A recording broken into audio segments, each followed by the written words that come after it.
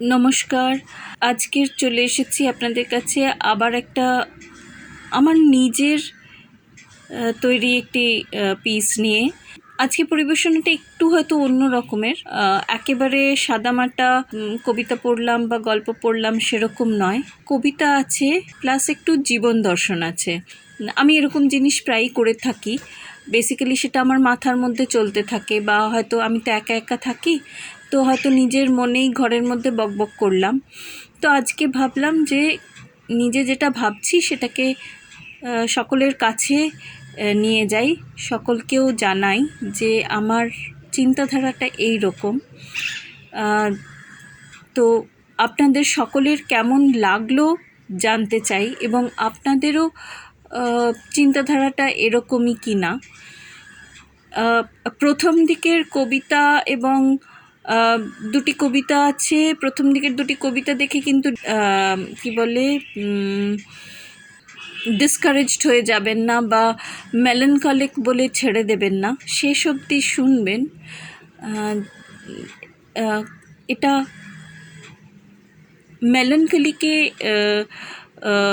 Melancholy দুঃখ বা নেগেটিভিটিকে বোধহয় পিছনে রাখার প্রচেষ্টা, বা সেটাকে অ্যাকসেপ্ট না করার প্রচেষ্টা এটা।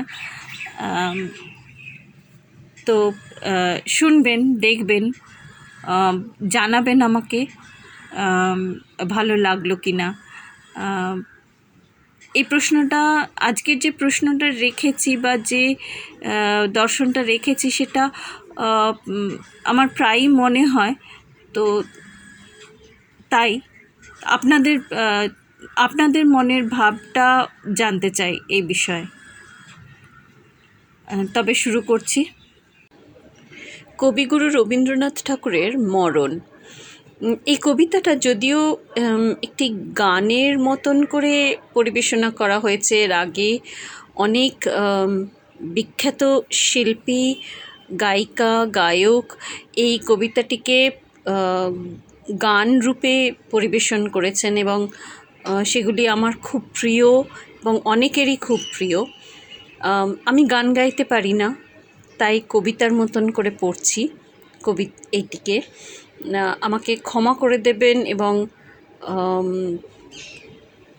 আমার এই পরিবেশনাটাকে একটু অন্যরকম করে দেখবেন গান ছাড়া। মরণ রে তুহু মম শ্যাম সমান, মেঘ বরন তুঝ মেঘ জটা জুট, রক্ত কমল কর রক্ত অধর পুট, ताप विमोचन करुण कर तब, मृत्यु अमृत कर दान, तुहु मम श्याम समान। मरण रे श्याम तुहारी नाम, चिर बिसरल जब निर्दय माधव, तुहु न भैबे मोए बाम, आकुल राधार झ अति जर जर, झरई नयन दौ अनुखन झर झर, तुहु मम माधव तुहु मम दोसर, तुहु मम ताप गुछाओ, मरण तू आओ रे आओ। এখন একটি ইংলিশ কবিতা, another side of death, or মরণকে আরেক রকমভাবে দেখা, looking at death from another angle, from another perspective. Death the Leveler by James Shirley. The glories of our blood and state are shadows, not substantial things. There is no armor against fate. Death lays his icy hand on kings. Scepter and crown must tumble down, and in the dust be equal made with the poor crooked skith and spade. Some men with swords may reap the field and plant fresh laurels where they kill But their strong nerves at last must yield. They tame but one another's till. Early or late they stoop to fate and must give up their murmuring breath. When they, pale captives, creep to death, the garlands wither on your brow, then boast no more your mighty deeds. Upon death's purple altar now, see where the victor victim bleeds. Your heads must come to the cold tomb. Only the actions of the just smell sweet and blossom in their dust. আমার office ছিল এরোলিতে। মুম্বাইয়ের শহর ডিজাইনের একটি প্রণালী স্বরূপ ওই এলাকার শ্মশানটি আমার আসা যাওয়ার পথে পড়ত। আজ বাড়ি ফেরার পথে দেখি শ্মশানে চিতা জ্বলছে। মরণ রে তুহু মম শ্যাম সমান। জীবনের পরিণাম শুধু 2 গজ জমি, জীবন শুধু 1 কলস ছাই।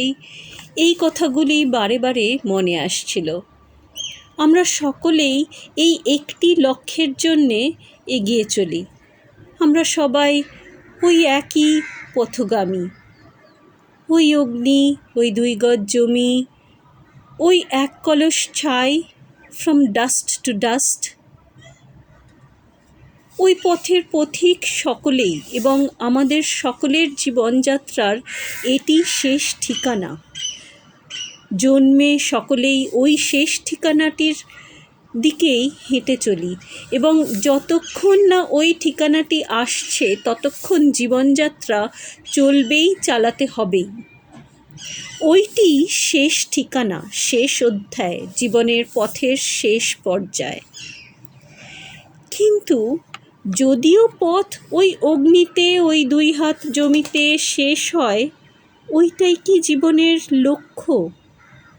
প্রতিটি বইয়ের গল্পের যেমন শেষ পাতা হয়, তেমনি যে প্রাণ জন্ম নিয়েছে তার গল্পের শেষ পাতা অগ্নি, শেষ পাতা ওই 2 হাত জমি। জীবন গল্পের ওইটি শেষ পাতা, কিন্তু লক্ষ্য নয়। জন্মালে মৃত্যু হবে, লাইফ ইজ মর্টাল। মৃত্যু জীবনের জীবনচক্রের একটি ঘটনা মাত্র। পার্থিব যে পাত্রে, যে শরীরে আত্মা এই পৃথিবীতে জন্ম নিয়েছিল, সেই পার্থিব শরীরের জীবনপথের চলার ক্ষয়ের পরিণামস্বরূপ জরাক্রান্ত হওয়া ও অবশেষে সেই শরীরকে ত্যাগ করা আত্মার জীবনচক্রের শেষ অধ্যায়। সেই বর্জিত দেহের সংস্কারস্বরূপ ধর্মবিশেষে ওই অগ্নি, ওই 2 হাত জমি, ওটা জীবনচক্র, লক্ষ্য নয়। কাজেই অনেক ধার্মিক সন্ন্যাসী যা বলেন বা বলে থাকেন যে শেষ ওই অগ্নিতেই, তাই আজ নিজেকে সর্বোচ্চ বা সর্বশ্রেষ্ঠ ভাবতে ওই শেষটা সর্বদা মহাসত্যস্বরূপ মনের আঙিনায় জাগিয়ে রেখো। সেটা হয়তো বা জীবন মহাযজ্ঞের উদ্দেশ্য নয়। মনের আঙিনায় যদি মৃত্যু সর্বদা থাকে, তাহলে ওই অগ্নি লক্ষ্য হয়ে যায়, জীবনের ইচ্ছা শেষ হয়ে যায়। লক্ষ্য যদি মৃত্যু হয়, তবে বেঁচে লাভ কি? উচ্চাকাঙ্ক্ষার পরিণাম বা সাফল্যের অর্থ ম্লান হয়। জীবনের যুদ্ধের অস্ত্র পরিত্যাগের আশঙ্কা জাগে। কাজেই ওই পবিত্র অগ্নি, 2 হাত জমি, ওইটি জীবনের একটি অধ্যায় মাত্র। পৈতা বা নামাবলী করে নিলে জীবনে হয়তো বা হেরে যাওয়াই হবে। ধর্ম হয়তো তাই বলে, মহাভারতে মৃত্যু জীবনের শেষ অধ্যায় মাত্র। পাণ্ডবের রাজত্ব পাওয়ার আশাকে সিংহাসন জয়ের অভিলাষাতে কৃষ্ণই তাঁদের প্রধান উৎসাহী, সাহসদাতা ও যুদ্ধক্ষেত্রে পথ নির্দেশক। উচ্চাকাঙ্ক্ষায় ভগবানই তাদের পথের সাথী, জীবন পথের তিনিই নির্দেশক। কৃষ্ণ কিন্তু গীতায় অর্জুনকে নির্দ্বিধায় কোনো বাধা না মেনেই যুদ্ধ করতে বলেছেন। তার জ্যেষ্ঠের সাথে লড়াই করতে সাহস জোগাচ্ছে, কেননা সেই সময় তার জীবন তাকে ওই জায়গায় নিয়ে এসেছে। কাজেই ওই অগ্নি সত্যি হলেও আজকের জীবন যেখানে যেই মোড়ে দাঁড় করিয়েছে, সেই মুহূর্ত, সেই ক্ষণ, সেই জায়গা, যা ব্যবহার, যা কাজ, যা আচরণ দাবি করছে বা যা উচিত প্রাপ্য, তা দিতে হবে। তাই মানুষের কর্তব্য।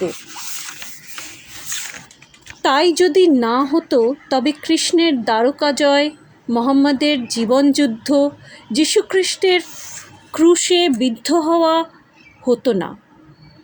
শেষ আছে বলে আজকেরটা শেষ পরিণামের মাপকাঠিতে সর্বদা মেপে বাঁচতে হবে, তা হয় না। আজটাকেও আজকের সম্মান, তার প্রাপ্য মর্যাদা দিয়েই তবে কালকেরটাতে পদার্পণ করতে হবে। ওই অগ্নি, ওই 2 হাত জমি জীবনের যে মোড়ে স্থাপিত আছে, সেই মোড় পৌঁছানোর আগে অবধি প্রতিটি রাস্তা, প্রতিটি মোড় পেরোতে হবে। সেই রাস্তার, সেই মোড়ের সকল ঘটনাতে নিজেকে বাঁচাতে হবে, জয়ী হতে হবে। কৃষ্ণ গীতাতে কর্ম করতে বলেছেন, সঠিকভাবে। মৃত্যু আছে বলে দমতে বলছেন না। উচ্চাকাঙ্ক্ষাও অন্যায় নয়।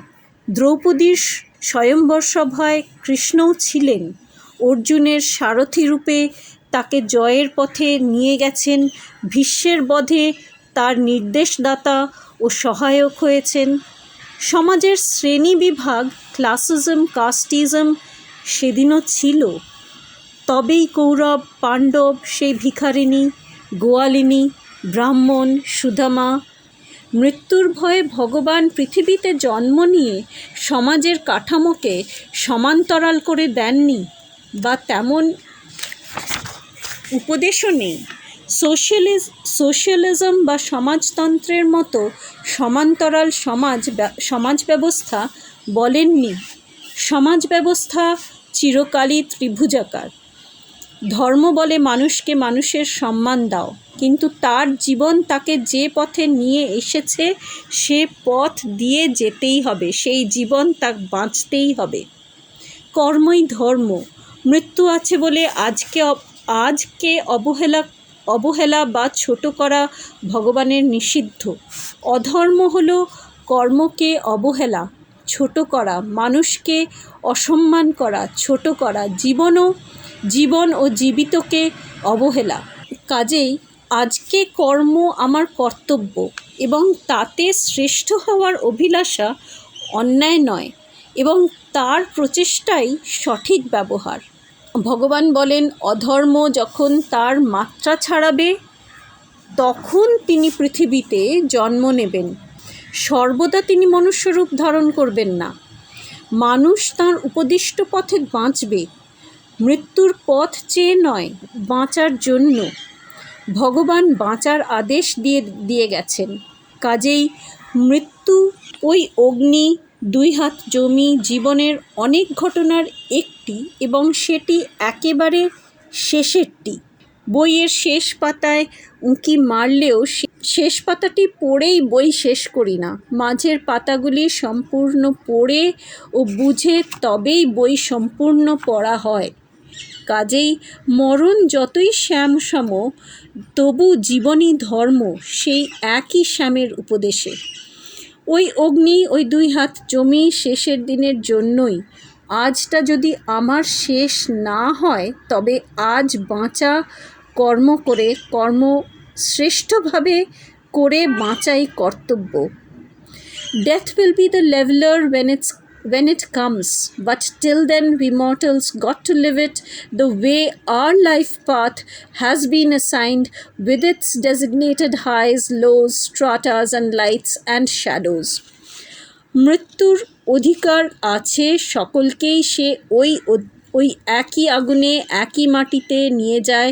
সে সোজা লাইন আঁকে, কিন্তু তার আগে অবধি জীবন তার ভিন্নতা, তার নানা রঙের নানা স্তর নিয়ে যে জটিলতা নিয়ে আসুক না কেন, তাকে তার সম্মান দেওয়াই কর্তব্য। তাই আত্মা যতদিন এই শরীরে আছে বাঁচাই কর্তব্য। ওই অগ্নি 2 হাত জমি, তার নির্দিষ্ট সময় আসবে, আর সেদিন আত্মা তার কর্তব্য স্বার্থে এই শরীর ত্যাগ করে পাশে সরে দাঁড়াবে।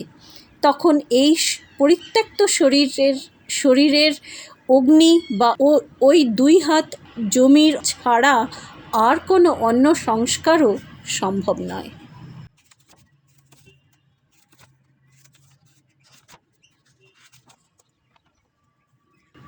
My office was in Airoli, Navi Mumbai. The city structure of Mumbai is so organized that there is a funeral ground that is a cremation place for Hindus and a burial ground for other religions in every division of the city. So, on my travel path and near to my office, the Airoli funeral ground, the cremation ground, was situated. The other day when I was returning from office and our bus was passing by the cremation ground, saw fire leaping out of the cremation enclosure. A dead body was burning in the fire. The last rites and the last actions of a human body on this earth, that is burned to ash, as now it's a waste. I then instantly remembered the 2 poetries that I recited in the beginning. Bengali maranare tuhumama sham saman. Death, you are God to me, the one who will liberate me. English, death the leveler, death that levels all, brings you down to that same dust as all else, however big, bold, strong, or whatever you might have been. But as usual, my thoughts went further and the questions kept pouring out. We are always told that remember, you will one day die. You will one day need only a 4 feet to reside, and with nothing else, or will ultimately burn to dust. So why boast or conquer or fight for more? Remember the last day. But are we really to always remember the 4 feet land and the fire and the dust? Was really that the intention of the gods, by whatever name you worship them in whatever corner of the earth? If death is always on our mind, will one be able to push forward in life? When one has death in one's mind, then if we are born only to die, what is the use of growing? Then all else is futile. Just wait till the last day. After everything, we are only waiting to die. Is that really the scenario of life? Are we really born to die only? Then why were we born with hunger? Why were we given the ability and the need to procreate? Why were we given a brain that not only drives our body but also has gifted us with intelligence that gives us abilities to explain and explore the universe? So the Creator's intentions were larger. He created mechanisms that compels the human to run, to pursue, to fulfill his needs, and in the process achieve and adorn this earth with his intelligence, explanation, and creations. Death is only an event in life that comes at the end of the adventure called life. It's only a roadstone that mentions the distance you have covered and the present address. This particular stone declares the end of the journey. The soul that rode this body so long, once he sees this stone, sees this address, leaves the body and carries on with its journey. This body at this address without the soul is then a waste and needs disposal, and as per beliefs, practices, is disposed of in a fire or a burial. So, death under no circumstances can be the goal or looked up to. Similarly, when we achieve or be ambitious or look forward to our next conquest, not always power or land, is perhaps not also to be ashamed of or to be curbed. Yes, God has prohibited discrimination, unjustness, and hatred. But he has also preached to spread his teachings to all, has asked to fight against injustice for one's own right. So we find Krishna driving the chariot of Arjuna in the battleground. He is teaching to fight for his rights against the wrong. He himself destroys one king to install another for justice as win over evil. Ravana was destroyed and Vibhishana was crowned king of Lanka. God has said that he will be reborn amongst us when again evil exceeds all limits. But till then, the humankind has to live and survive. And to live and survive, one cannot have death on one's mind and live. It's a milestone, and the last one at that. Till that step, one has to traverse all the path that one is fated to pass through and behave according to the vagaries of each occasion and execute each step as is necessary. Therefore, even if death is godlike and is the leveler, it is still an event of life, and it's the last event when the soul will leave this withered body, or maybe if destined earlier. Perhaps it's more significant an event when your work life ends, or to the spiritual for the definition of the realms, or maybe a significant turn for the soul, if that theory is to be believed, that is, the soul is indestructible and must find a new body to exist in and continues its journey. Death cannot be on our minds at every turn of our way in good or bad, for then failure will be accepted. Fight back for one's rights will be impossible. Do not discriminate, do not be unjust, do not hate, do not be dishonest, and then fight on, live life, achieve, and enjoy to the fullest. Death is only but a milestone, is only an event at the end of the road that is called life. It need not exist at every turn of your life. Thank you.